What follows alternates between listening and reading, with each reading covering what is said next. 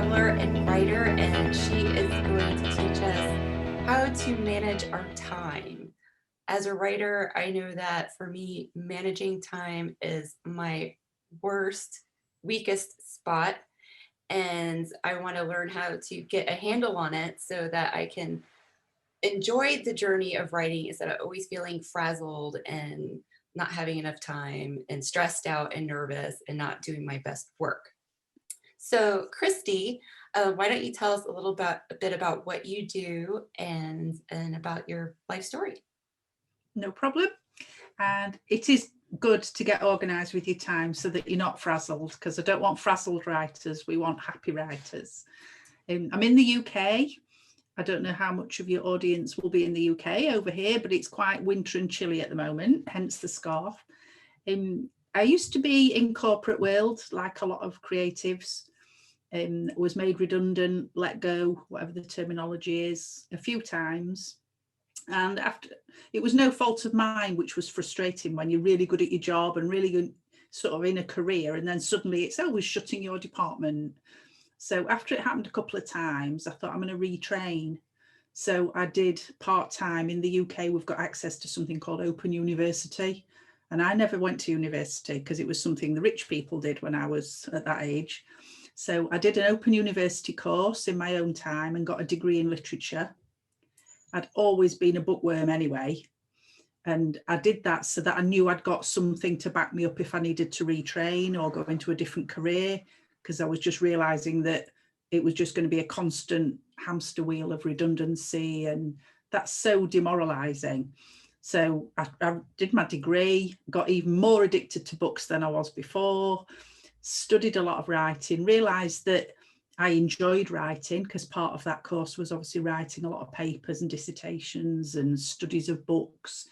I had to sit and read books, which was great. So then I retrained, I got made redundant again. And to cut a long story short, I then did a gap year. I'm now a writer and a coach full time. And I've just yesterday finished the draft of my next book, which is another thriller mystery. But I also do picture books for children, coach writers, completely changed my career around it. But I was always a bookworm. I was always in a corner with a book, but I was never a writer. I hear a lot of people get intimidated when they want to be a writer. Oh, I couldn't do that. I've never done it before, or I couldn't do that because. And you don't have to be like that. You can come at it from any age whatsoever and start writing and still be successful at it. And that's what I'm passionate about, really, is telling people that they can be a writer, no matter what age, background, or anything else. So that's my sort of, you can tell I'm passionate about it. So. Yeah. No, that's wonderful to go from a job. I mean, obviously you were good at it and you probably felt very accomplished, but to go into something you're this passionate about and help other people do the same thing, that's amazing. And part of that, like you said, people feel like, oh, they couldn't be a writer, or they couldn't be successful at it. And I think that's why it's so hard to do the time management for it, because we feel like it's kind of self-indulgent and there's no guarantee of what's going to happen from all the effort and time we put into it. So we always kind of put that on the bottom of the list. And what you said in your workbook is that creativity is like going to the gym for your brain. So exactly. It keeps you mentally healthy. So how can we get out of that mindset where like we put that as a last priority because it's not necessary and it's frivolous or it's silly or something like that? How can we stop thinking that way? I think it is difficult, but I just scribbled a few things down that I think are important with regards to why it's important to write. And it's fun and it does help your mental health. A lot of people have linked it now to the not curing but managing post-traumatic stress. If you've been a victim of any sort of abuse, domestic or any other, it's very therapeutic to write. A lot of people have attached a lot of value to journaling and writing, whether that's escapism through dragons and unicorns or whether that's biography or memoir, to really get to the root of something. There's a real value there, but also it's fun, and you've got a community, you've got other people out there on, especially the internet now. It's so important that, like, I can talk to you across the planet. It's amazing. And you've got that community of writers who are usually mostly supportive. You get the odd one, which you always will, but the majority of them are thrilled that you want to write. They won't put you off. But the other things as well that I've noted down, because I always forget them, is that legacy and story is massively important to society.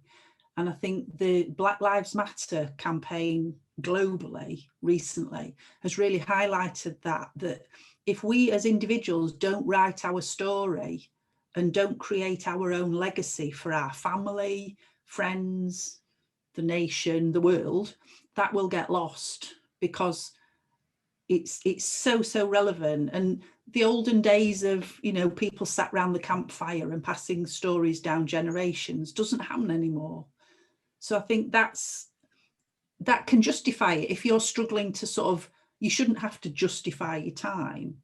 But if you are struggling to justify it and think, why is it important? And if family can sometimes be your worst critics, they're not always your best supporters. I've got a very supportive family, but a lot of people don't. You know, it's not, don't think your family are the people who are going to keep you going in this. They probably won't, because they won't see the value in it. But it's very important, I think, to pass your story on and to encourage young people as well. That's why I've done the children's books, because I really want to encourage my grandchildren and any other children that they can write a book, they can put their story down, but also see themselves in those stories as well. You bring up a really good point. People think of writers, or especially fiction writers, oh, they're just telling stories, you know, having fun. But you don't realize that the transformational power of fiction, even if we're writing about a fictional character, their journey and their perspective is unique. And it, like you said, it's healing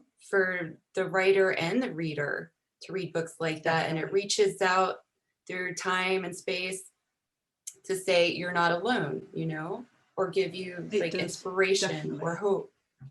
So yeah, that's something to think about when you're sitting down to write and you don't think that, you think you should be doing something else. I hear quite a bit about horror. I don't read horror particularly. You're obviously a very dark writer. You write really dark fiction, but you're a happy person. And I think we have a shadow and a light and a dark side to us all. And I think by getting the dark side out onto paper, it makes your other side come forward the rest of the time. So it's like, that's the mental health side, isn't it? That it's keeping you sane and balanced. That is another good point. It's kind of just like getting out all your frustration and anger or unease.